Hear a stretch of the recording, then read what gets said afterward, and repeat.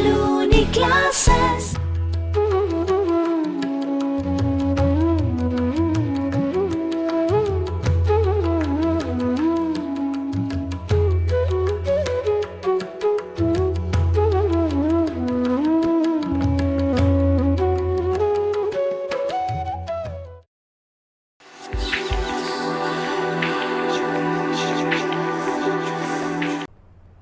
Hello students, आज हम लोग अपने क्लास 9 का फर्स्ट चैप्टर स्टार्ट कर रहे हैं number system. What is number system? Number system basically एक ऐसा चैप्टर है जिसमें हम लोग अलग अलग टाइप के डिफरेंट टाइप के नंबर्स के बारे में पढ़ते हैं, जैसे कि natural numbers, whole number, rational number, irrational number, अलग अलग टाइप के नंबर्स के बारे में पढ़ते हैं, जो कि हमें बेस बनाएगा आगे क्लासेस के लिए, क्योंकि इस चैप्टर से रिलेटेड चीज़ें आपको आगे क्लासेस में नहीं पढ़ाई जाती हैं। जैसे इसके सिंबल्स हो गए, आगे क्लासेस में आपको 11th-12th में सिंबल्स के बारे में कई बार नॉलेज नहीं होती, जैसे कि नेचुरल नंबर्स को कौन सिंबल से डिनोट किया जाता है, इंटीजर कौन से सिंबल से डिनोट किया जाता है। तो वैसे ही आज हम लोग इसका बेस से पढ़ेंगे। इजी चैप्टर है बट इंपॉर्टेंट चैप्टर है। So let's start students. So first of all, अभी तक जो भी हम लोगों ने नंबर पढ़े हैं, अभी तक जितने भी पढ़े हम लोगों ने, आज तक क्लास 9 तक आप आ चुके हैं, तो जितने भी नंबर हमने पढ़े हैं वो सारे रियल नंबर्स होते हैं, जितने भी हमने पढ़े। लेकिन जितने भी नंबर्स हमने पढ़े हैं वो आपने ध्यान दिया होगा, या तो वो आपने डेसिमल नंबर पढ़े होंगे या विदाउट डेसिमल पढ़े होंगे। जैसे कि विदाउट डेसिमल जो प्रॉपर प्योर फॉर्म में होते हैं, 0, 1, 2, 3, 4, 5 नेगेटिव नंबर्स हो गए, और डेसिमल फॉर्म में जैसे कि 1.25, 1.4242 एग्जाम्पल में मैंने जो लिखे हैं आपके सामने, जिसमें हम स्टार्टिंग करते हैं। तो ये जो नंबर्स हैं आपके सामने 1, 2, 3, 4 जितने भी नंबर होंगे इन्फिनिटी तक, इनको हम लोग क्या बोलते हैं? Natural numbers. Natural numbers, natural numbers क्या होते हैं? 1 जिसकी स्टार्टिंग किससे होती है? 1 से होती है, और जितने भी हम कंटिन्यू करेंगे उनको पॉजिटिव साइड पे इन्फिनिटी तक, वो सारे के सारे नेचुरल नंबर्स आएंगे, जिनको हम लोग काउंटिंग नंबर्स भी बोलते हैं। काउंटिंग नंबर्स भी बोला जाता है, ठीक है। इसको डिनोट किया जाता है कैपिटल N के साथ। अगर इन नेचुरल नंबर्स में हम लोग 0 को भी ऐड कर दें, अगर इन नेचुरल नंबर्स में हम 0 को भी ऐड कर दें, तो हमारे पास एक नई सीरीज स्टार्ट होती है, जिनको हम लोग बोलते हैं होल नंबर्स। मतलब नेचुरल नंबर्स के साथ साथ अगर 0 को भी इंक्लूड कर लिया जाए तो वो होल नंबर्स की सीरीज बन जाती है, जिसमें हमारा होल नंबर का फर्स्ट वर्ड होगा 0, और बाकी लास्ट वर्ड की कोई दिक्कत नहीं है, इन्फिनिटी तक वो हमारी सीरीज जाती है। सेम इसी तरीके से अगर इस होल नंबर्स में नेचुरल नंबर्स के नेगेटिव्स को भी जोड़ दिया जाए, अगर होल नंबर्स के साथ साथ ये नेगेटिव नंबर्स भी जोड़ दिए जाएं, तो जो हमारे पास सीरीज बनेगी उस पूरी सीरीज को हम लोग बोलेंगे इंटीजर्स। क्या बोलेंगे? इंटीजर्स। इसका मतलब अगर हम बात करें तो what are integers? All positive numbers, all negative numbers with 0 are integers. Integers क्या होते हैं? जितने भी नेगेटिव नंबर्स हैं, जितने पॉजिटिव नंबर हैं और 0, इन सबको मिलाएं तो ये सब क्या बनेगा? इंटीजर। इन्हीं के बीच से हमारे पास इवन नंबर्स भी आते हैं, प्राइम नंबर्स भी आते हैं, कंपोजिट नंबर्स भी आते हैं, और नंबर्स भी आते हैं, जिनके बारे में हम लोग बात करेंगे अभी कुछ देर बाद। कौन कौन से नंबर्स? प्राइम नंबर हो गए, कंपोजिट नंबर्स हो गए, इन सब के बारे में हम लोग अभी बात करेंगे। कुछ छोटी बहुत चीज़ है, कुछ ज़्यादा बड़ी बात नहीं है। अब बात करते हैं विद डेसिमल नंबर्स। इंपॉर्टेंट है स्टूडेंट्स, ये ज़्यादा इंपॉर्टेंट है, क्योंकि ये आपने पहले से ही पढ़ा हुआ है तो थोड़ा बहुत आपको आइडिया होगा, बट ये चीज़ ज़्यादा इंपॉर्टेंट है। पहली चीज़ बात करते हैं 1.25। 1.25 एक डेसिमल नंबर्स है जो कि टर्मिनेटिंग है। टर्मिनेटिंग क्या? जिसका एंड पॉइंट हमें पता है। इसकी जो डेसिमल वैल्यूज है उसका हमें फिक्स पॉइंट पता है कि यहाँ पर एंड हो चुकी है, तो इसको बोलेंगे terminate. What is terminate? Basically खत्म होना, ये एंड हो जाती है, इसे बोलते हैं terminating numbers. 1.42, 42, 42 and so on, dash dash 3 dot, यानी कि इन्फिनिटी, इसका कोई एंड पॉइंट नहीं है, इसीलिए इसको बोला जाता है नॉन टर्मिनेटिंग। बट आपने स्टूडेंट्स ये देखा होगा कि इसकी जो डेसिमल वैल्यू है आफ्टर 2 प्लेसेस रिपीट हो रही है, यानी कि जो वैल्यू रिपीट होती रहती है, इसमें एक प्रॉपर पैटर्न है हमारे पास कि इसकी डेसिमल वैल्यू रिपीट हो रही है, इसीलिए इसको हम लोग बोलते हैं नॉन टर्मिनेटिंग। खत्म नहीं हो रहा है तो नॉन टर्मिनेटिंग, बट रिपीट हो रहा है इसीलिए रिपीटिंग। तो नॉन टर्मिनेटिंग रिपीटिंग, और रिपीटिंग को हम लोग एक नाम और देते हैं रिकरिंग। क्या कहते हैं? रिकरिंग। तो ऐसे नंबर्स को हम लोग बोलते हैं नॉन टर्मिनेटिंग रिकरिंग या फिर नॉन टर्मिनेटिंग रिपीटिंग नंबर्स। अब इस नंबर की बात कर लेते हैं, 1.234597 and so on. So on का मतलब इन्फिनिटी, इसका भी कोई एंड पॉइंट नहीं है, लेकिन अगर इसमें और इसमें फर्क देखा जाए तो इसकी जो डेसिमल वैल्यू है वो रिपीट हो रही है, बट यहां पर कोई भी रिपीटिशन नहीं है, यहां पर कोई भी रिपीटिशन नहीं है, इसीलिए नॉन टर्मिनेटिंग क्योंकि इसका कोई एंड पॉइंट नहीं है, और नॉन रिपीटिंग कोई रिपीट भी नहीं है। ठीक है, इन वर्ड्स को हम लोग बोलते हैं, ऐसे डेसिमल नंबर्स को हम लोग बोलते हैं नॉन टर्मिनेटिंग, नॉन रिपीटिंग या नॉन रिकरिंग। अब अगर हम बात करें तो ये दो जो नंबर्स है, वैल्यूज है, terminating and non terminating repeating, इनको हम लोग किसके अंदर रखते हैं? रेशनल नंबर्स के अंदर।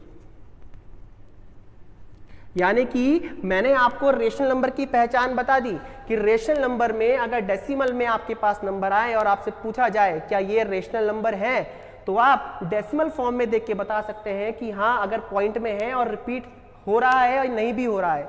तो अगर नहीं हो रहा है तो टर्मिनेटिंग रेशनल नंबर होगा, और अगर नॉन टर्मिनेटिंग है बट रिपीटिंग है तो भी वो रेशनल नंबर होगा। तो रेशनल नंबर की मैंने अभी आपको एक पहचान बताई कि डेसिमल फॉर्म में रेशनल नंबर हम कैसे पहचान सकते हैं। बट ये क्या है? फिर ये है हमारे पास स्टूडेंट्स इर्रेशनल नंबर्स। अगर हम इनकी बात करें तो इनको हम लोग बोलते हैं इर्रेशनल नंबर्स। ठीक, इर्रेशनल नंबर के एग्जांपल ले लें, अगर जैसे कि √2, √3, √5। अगर बात करें तो जितने भी हमारे पास नेचुरल नंबर्स होते हैं जो कि परफेक्ट स्क्वायर नहीं होते, तो उनकी रूट वैल्यू, जैसे कि √2 एक परफेक्ट स्क्वायर नहीं है, 3 एक परफेक्ट स्क्वायर नहीं है, 4 एक परफेक्ट स्क्वायर है जिसकी वैल्यू होती है 2, तो ये एक इर्रेशनल नंबर नहीं है, ये एक रैशनल नंबर है। ठीक है, वैसे है तो इंटीजर, बट मैं अभी आपको बताऊंगा कि एक रैशनल नंबर क्यों कहा मैंने इसके बारे में। तो रैशनल नंबर्स क्या होते हैं जिसको हम लोग √2, √3, √5 एटसेट्रा। और बात करते हैं स्टूडेंट्स रैशनल नंबर के बारे में, और थोड़ी बात कर लेते हैं कि अभी तो मैंने आपको बताया कि हम डेसिमल फॉर्म में कैसे रैशनल नंबर्स को पहचानेंगे, लेकिन अगर डेसिमल फॉर्म में ना हो हमारे पास तो हम कैसे पहचाने? तो रैशनल नंबर की अगर बात करते हैं तो रैशनल नंबर की एक पहचान कि रैशनल नंबर्स वो होते हैं जिनको हम लोग P/Q की फॉर्म में कन्वर्ट कर सके, यानी कि न्यूमरेटर और डिनोमिनेटर की फॉर्म में उनको हम कन्वर्ट कर सके, जिसमें हमारा डिनोमिनेटर यानी कि Q की वैल्यू कभी भी 0 के बराबर नहीं होनी चाहिए, क्योंकि अगर ये 0 के बराबर हो गई तो ये जो नंबर होगा, ये जो रेशनल नंबर होगा वो इनफाइनाइट के बराबर हो जाएगा, यानी कि उसकी कोई भी वैल्यू नहीं होगी। तो देखिए स्टूडेंट्स, मैंने रेशनल नंबर की आपको 2 पहचान बता दी। कौन कौन सी? डेसिमल नंबर्स में कैसे पहचानोगे आप रेशनल नंबर्स, और आप अगर आपको फ्रैक्शन में दिया जाए तो उसमें आप कैसे पहचानोगे? जो P/Q की फॉर्म में हो जाएगा उनको हम लोग क्या बोलेंगे? Rational numbers. लेकिन एक कंडीशन है कि Q कभी भी 0 के बराबर नहीं होना चाहिए। अब अगर इसी फॉर्म से मैं इर्रेशनल नंबर को कंपेयर करूं, तो इर्रेशनल नंबर्स वो होते हैं जिनको हम लोग P/Q की फॉर्म में कन्वर्ट नहीं कर सकते। अच्छा स्टूडेंट्स, एक बात और, ये जो P और Q है ये दोनों के दोनों क्या होने चाहिए? Integers, both are integers.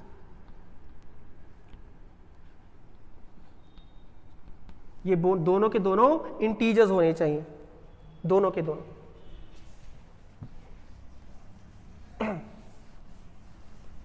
बात कर लेते हैं स्टूडेंट्स अब रेशनल नंबर की।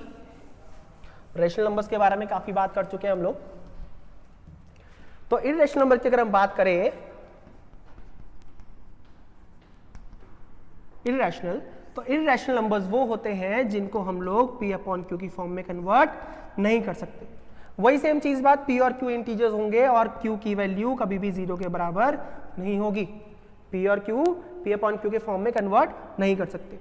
कुछ ऑपरेशंस के बारे में बता देता हूं मैं आप लोगों को कि इरेशनल नंबर्स की अगर कोई और नंबर के साथ इसका कंबाइन किया जाए, कॉम्बिनेशन किया जाए, रिलेशन बनाया जाए, जैसे कि मल्टीप्लाई किया जाए, ऐड किया जाए, माइनस किया जाए, सब्ट्रैक्ट किया जाए या डिवाइड किया जाए, तो क्या इरेशनल नंबर को रेशनल नंबर में कन्वर्ट किया जा सकता है? तो लेट्स चेक। तो मैं आपको बता देता हूं स्टूडेंट्स कि अगर किसी भी रेशनल नंबर को किसी भी इरेशनल नंबर को अगर हम लोग let to be rational number को मैं r से डिनोट कर रहा हूं और इरेशनल नंबर को अगर मैं i से डिनोट कर रहा हूं, तो i r इंटू आई ये हो, चाहे r माइनस आई ये हो, r प्लस आई ये हो, चाहे r बाय आई ये हो। ये चारों नंबर्स इरेशनल नंबर ही रहेंगे, यानी कि इरेशनल नंबर्स में आप कुछ भी चीज ऐड कर लीजिए, माइनस कर लीजिए, डिवाइड कर लीजिए या मल्टीप्लाई कर लीजिए, वो इरेशनल नंबर ही रहेगा। हाँ, कुछ केसेस में ऐसा हो जाता है कि रेशनल नंबर इरेशनल नंबर को अगर हम डिवाइड करें तो वो क्या होते हैं उस केस में रेशनल, बट कुछ केसेस में, हर केसेस में नहीं। तो ये मैंने आपको बताया कि इरेशनल नंबर्स की कौन, क्योंकि 10th क्लास में कई सारी प्रॉपर्टीज हैं इस पे रिलेटेड, हम कई सारे क्वेश्चन सॉल्व करते हैं जो काफी इंपॉर्टेंट क्वेश्चंस हैं, जिसपे हम लोग यही बात करते हैं कि इरेशनल नंबर्स को हम कैसे पहचाने और उनके साथ हम कोई कॉम्बिनेशन बनाते हैं तो उनको हम इरेशनल नंबर कैसे प्रूव करें। तो अब कुछ क्वेश्चंस की बात कर लेते हैं। तो ये हमने कुछ इंपॉर्टेंट बातें डिस्कस करी जिसके बेसिस पर हम लोग काफी सारे क्वेश्चंस को अटेम्प्ट कर सकते हैं। Clear students? ठीक है, तो एक बहुत इंपॉर्टेंट क्वेश्चन, एक बहुत इंपॉर्टेंट चीज मैं आपको बताने जा रहा हूं, क्या कि जितने भी हमने अभी इंटीजर्स पढ़े, कौन कौन से इंटीजर्स पढ़े? 0, सारे पॉजिटिव और सारे नेगेटिव नंबर, तो क्या ये रेशनल नंबर है? क्या ये रेशनल नंबर है? यानी कि मैं बात कर रहा हूं, क्या बात कर रहा हूं कि 1, 2, -1, 0, 5, जितने भी नंबर्स हम लोग पढ़ रहे हैं इंटीजर्स में, कोई भी नंबर्स होते हैं, क्या ये रेशनल नंबर है? बिल्कुल। इन नंबर्स को हम रेशनल नंबर यानी कि P अपॉन Q की फॉर्म में कन्वर्ट कर सकते हैं। कैसे? यानी कि अगर इन सब के नीचे हम लोग 1 प्लॉट कर दें, बिकॉज 1 से डिवाइड करने पर कोई भी वैल्यू अपनी वैल्यू चेंज नहीं करेगी। 5 को अगर आप 1 से डिवाइड करोगे तो आंसर कितना आएगा? 5, लेकिन ये P अपॉन Q की फॉर्म में कन्वर्ट तो हो गया ना। क्या कंडीशन थी रेशनल नंबर की? कि वो P अपॉन Q की फॉर्म में होना चाहिए और साथ ही साथ में जो डिनोमिनेटर होना चाहिए वो 0 नहीं होना चाहिए। तो 0 नहीं है भाई, 0 कहां रखा हम लोगों ने? बस कंडीशन वही है कि 0 भी नहीं रखा, P अपॉन Q की फॉर्म में भी हो गया और वैल्यू भी कहां चेंज हुई? वैल्यू चेंज नहीं हुई। तो ये रेशनल नंबर है। यानी कि अगर हम नोट की बात करें तो नोट से हम लोग ये बता सकते हैं कि all integers are rational numbers. All integers are rational numbers.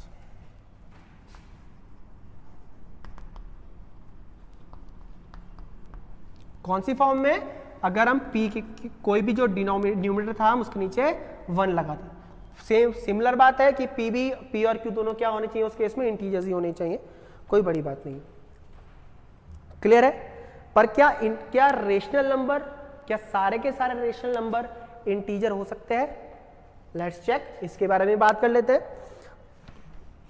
मैंने बोला 5/3, 5/3 एक रेशनल नंबर स्टूडेंट्स, तो क्या ये एक इंटीजर है? इंटीजर का मतलब क्या? इसका डिनोमिनेटर हम हटा सकते हैं। हटाने का मतलब क्या? 1 बना सकते हैं। तो स्टूडेंट्स नहीं, हम इसको कैसे बना दें 1? माइनस तो नहीं करना ना।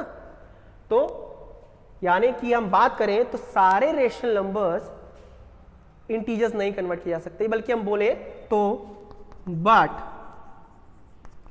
All rational numbers are not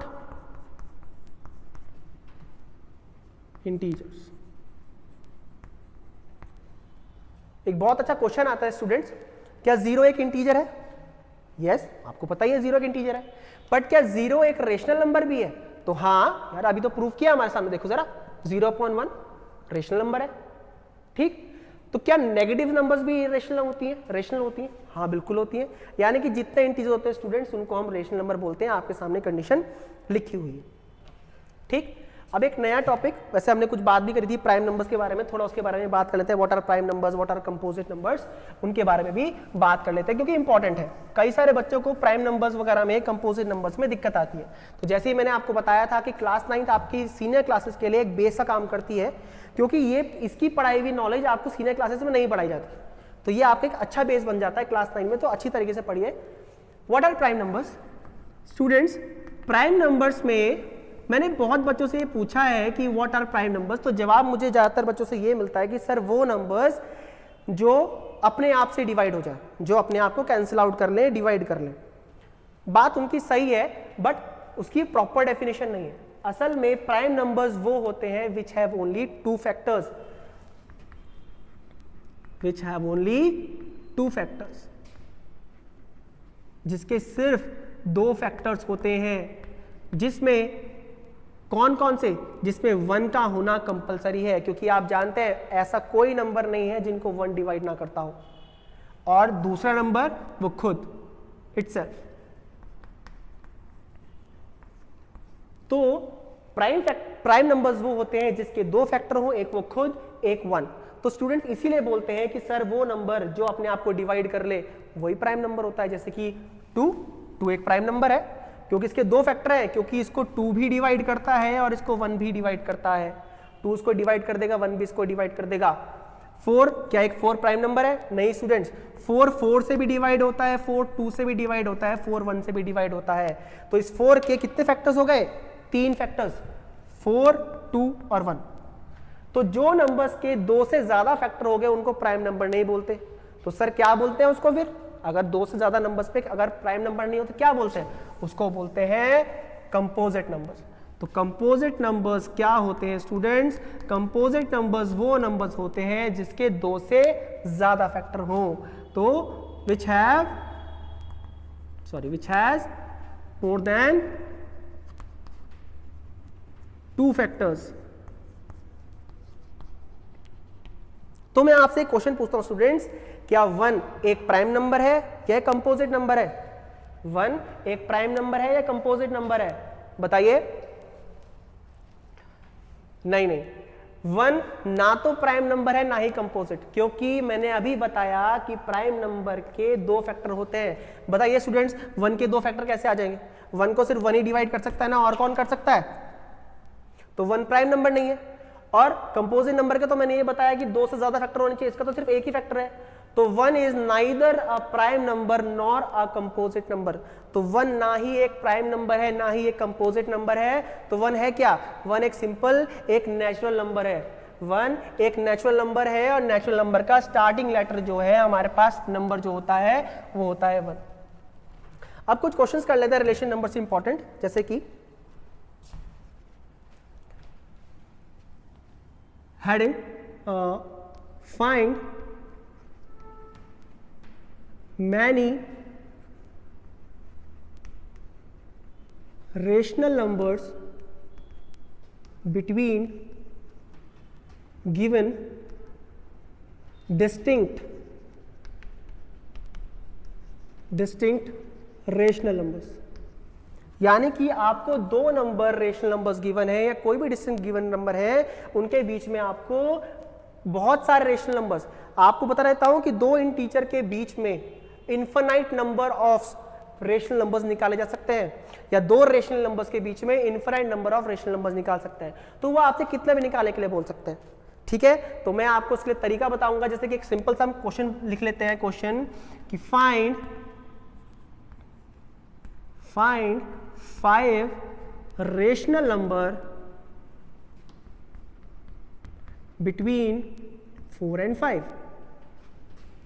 4 और 5 के बीच में रेशनल नंबर्स फाइंड आउट करके दिखाइए। तो सिंपल है, इंटीजर्स लिया है मैंने, अभी रेशनल नंबर्स की बात नहीं करी, लेकिन जो पैटर्न इसमें यूज होगा वही पैटर्न उसमें भी यूज होगा, तो कोई घबराने वाली बात नहीं है। तो इसके बहुत सारे मेथड आते हैं, मैं आपसे सिर्फ 2 मेथड के बारे में बात करूंगा। पहला मेथड 1, मेथड फर्स्ट, एक बहुत सिंपल सा तरीका, 4 और 5, आपके पास दो नंबर्स हैं, इनके बीच में आपको 5 रेशनल नंबर्स फाइंड आउट करना है। तो पहला दिन क्या कीजिए, सिंपल है, अब जो नंबर आएगा इनका बीच में तो आएगा, तो कैसे करते हैं, पहला तरीका, आप एक काम कीजिए, उन दोनों नंबर्स को ऐड कीजिए और 2 से डिवाइड कर दीजिए। 4 + 5 कितना आया, 9। 9 को जब आप 2 से डिवाइड करेंगे कितना आया, डिवाइड होगा 4.5, लेकिन हमें तो रेशनल नंबर्स में चाहिए, तो यहां पर आया 9/2। ये बिल्कुल बीचों बीच का नंबर है, इसका एक आ गया बीचों बीच में। दूसरा कैसे फाइंड आउट करना है, दूसरा फाइंड आउट करने के लिए अब इन दोनों के बीच में फाइंड आउट कर लीजिए, कितना आएगा, 4 + 9/2। एलसीएम लेंगे यहां पर, तो ये हो जाएगा 4 × 2 8, 8 + 9 17/2। दूसरा नंबर आए किनके बीच में, इनके बीच में 17/2। अब इन दोनों के बीच में निकाल लीजिए स्टूडेंट्स, क्या किनके बीच में, इन दोनों के बीच में, तो कितना आना चाहिए, 9/2 + 5, सॉरी स्टूडेंट्स के 2 से डिवाइड करना मैं भूल गया था, ठीक है। तो आफ्टर टेकिंग द एलसीएम ये हो जाएगा 2 LCM 8, यस हो जाएगा 8 + 9/2 × 2, क्योंकि ये यहां पर क्या करेगा, मल्टीप्लाई, तो 8 + 9 17, 17/4, ये कितना आएगा, 17/4। सेम 2 रेशनल नंबर्स लिखे, उनके बीच नीचे 2 से डिवाइड, तो 2 से जब हम इसको डिवाइड करेंगे, पहले एलसीएम लेते हैं, 9 + 10/4, सेम जाके यहां पर क्या करेगा वो, मल्टीप्लाई, तो 9 + 10 हो गया हमारे पास 19/4। तो स्टूडेंट्स जैसे कि आप देख रहे हैं, अभी तो खाली मैंने 3 ही नंबर फाइंड आउट करे, एक ये किया, एक ये किया, बट 3, अभी 2 और करने हैं, तो आप वो किन्हीं भी 2 नंबर्स के बीच में क्या कर सकते हैं, चूज कर सकते हैं, इन 2 के बीच में निकाल लीजिए, इन 2 के बीच में निकाल लीजिए, इन 2 के बीच में निकाल लीजिए, इन 2 के बीच में निकाल लीजिए, ठीक है ना। तरीका वही होगा कि जिन 2 के बीच में आप निकाल रहे हो, आप चाह सकते हैं तो इन दोनों के बीच में निकाल लो, तो हमने निकाल लिया यहां से, और इन दोनों के बीच में निकाल सकते हो, वो आपकी मर्जी है, जिन 2 के बीच में निकालना चाहते हो उन दोनों को ऐड करो और 2 से डिवाइड कर दो। बट अगर कभी आपको बोल दिया कि जरा 15 नंबर निकालो, तो कहां तक निकालोगे, अगर कोई आपको बोल दे कि भाई 15 रेशनल नंबर फाइंड आउट करो, तो कहां तक निकालोगे, तो यानी कि ये जो मेथड 1 है वो थोड़ा लेंदी हो जाता है। सिखाना मेरा फर्ज था, तो मैंने आप लोगों को सिखाया, बट जो इसका इंपॉर्टेंट मेथड है वो मैं आपको सिखाने वाला हूं। देखिए स्टूडेंट्स, क्या है उसका सेकंड मेथड, जो कि आपके हर क्वेश्चंस में इंपॉर्टेंट होगा। ये भी जरूर ध्यान रखिएगा स्टूडेंट्स कि अगर आपको 5 नंबर निकालने के लिए बोला जाता है, तो जरूरी नहीं है आपने 5 निकाले, आप तो बहुत सारे निकाल सकते हैं। आपके सामने 50 निकल कर आ जाए, आपको उसमें से 5 ही तो बताने हैं, कोई सी बता दो भाई, है ना। तो अगर मैं सेकंड मेथड की बात करूं, मेथड नंबर सेकंड, तो आपको क्या करना है, जैसे कि 4 है और 5 है, क्या इसके नीचे अगर मैं 1 लिख दूं, जैसे बताया था इंटीजर रेशनल नंबर्स ही होते हैं, 4/1 5/1, ठीक है। तो अगर इसका सिंपल एक मेथड, अगर आपको 5 रेशनल नंबर निकालने हैं, तो आप इसमें 1 को ऐड कीजिए, तो 5 + 1 कितना हो जाएगा स्टूडेंट, 6। अब इस 6 को आप इसके न्यूमरेटर में भी और डिनोमिनेटर में भी दोनों जगह क्या करेंगे, मल्टीप्लाई कर लीजिए, क्योंकि इससे वैल्यू चेंज नहीं होगी, आपने पढ़ा हुआ ये पहले से ये चीज। 5/1 सेम, दोनों जगह सेम चीज करनी है, जितने निकालना है उसमें 1 प्लस करके। 5 × 6 24, 4 से 24/6, 5 6 30/6। वैल्यूज अगर आप डिवाइड देखेंगे इसको, तो अभी भी वैल्यू कितनी आएगी, 6 से काटेंगे 30 को तो 5 ही आना है, 6 से काटेंगे 24 को तो 5 ही आना है, यानी कि मैंने इनकी खाली वैल्यू चेंज की है, अभी भी वैल्यूज वही हैं, दिखने में अलग लग रहे हैं, इन्हें बोलते हैं इक्विवेलेंट फ्रैक्शंस या इक्विवेलेंट रेशनल नंबर्स।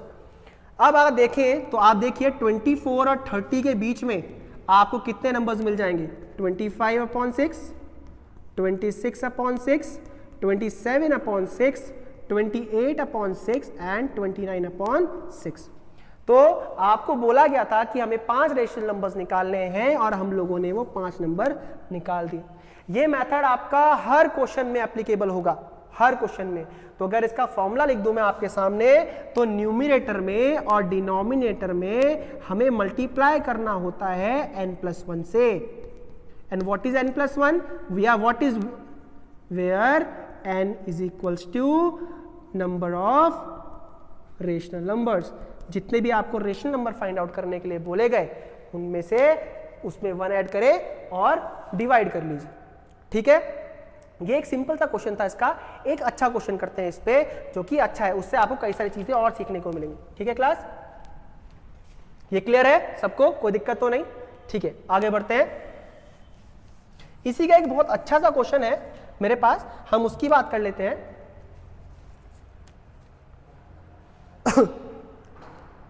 जैसे कि क्वेश्चन लेते हैं 1/6 एंड 5/2। वहां पर तो सिंपल था, डिनोमिनेटर 1 1 था, यहां पर डिनोमिनेटर अलग अलग है हमारे सामने।